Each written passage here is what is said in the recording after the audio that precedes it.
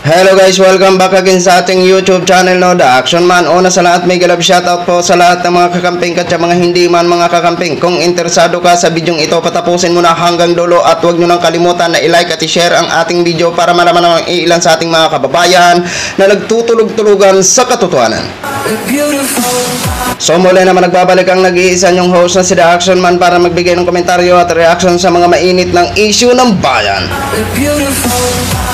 So ito ho mga ka-action, mga kakamping, no, may gusto lang ho ako na i-share sa inyo at may masasampulan sa hindi inaasahang panahon.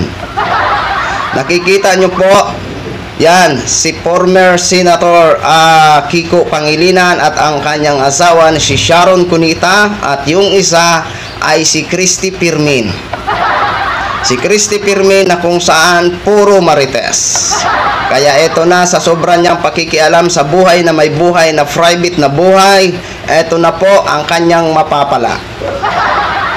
Ito, final na nag-file ng cyber libel ang mag-asawang ito laban kay Christy Pirmin. Diba?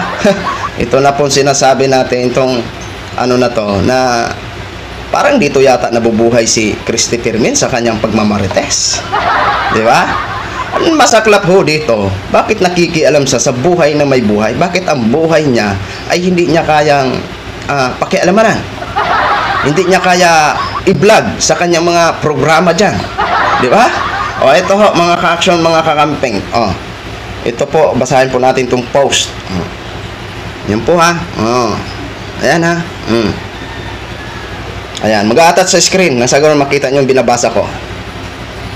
Just in, former Senator Francis Kiko Pangilinan and his wife, actress Sharon Cunita, filed cyber libel charges before the Makati City Prosecutor's Office against showbiz columnist and host Christy Pirmin for the broadcasting vessels and malicious statement regarding their personal and family affairs. Yun, via Nelson Canlas. Ayun lang, mga ka-action, mga kakamping. Di ba?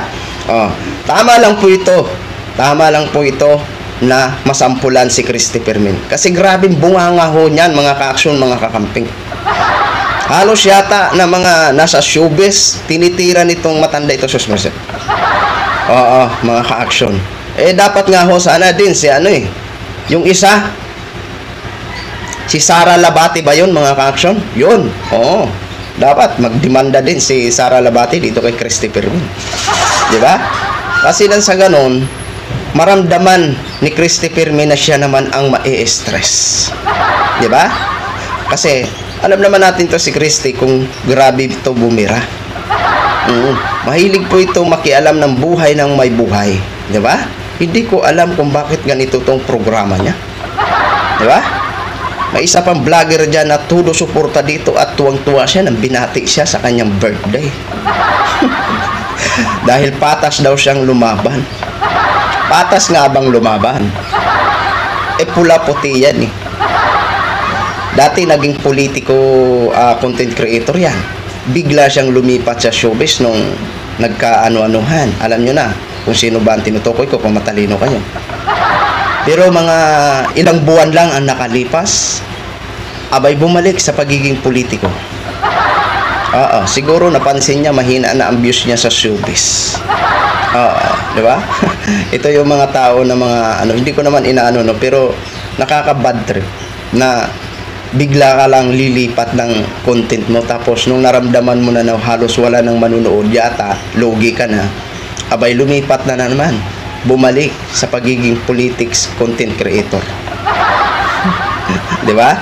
Kaya ito, tama lang po itong ginagawa ng mag-asawang ito. Nang sa ganun masampulan ang mga ganitong klaseng tao na sobrang daldal sa social media, di ba? Wala kang right para pakialaman ang private buhay ng may buhay ng isang tao, di ba? Pwede ka makialam sa issue ng bayan, pero yung private ang papakialaman mo, wala kang karapatan.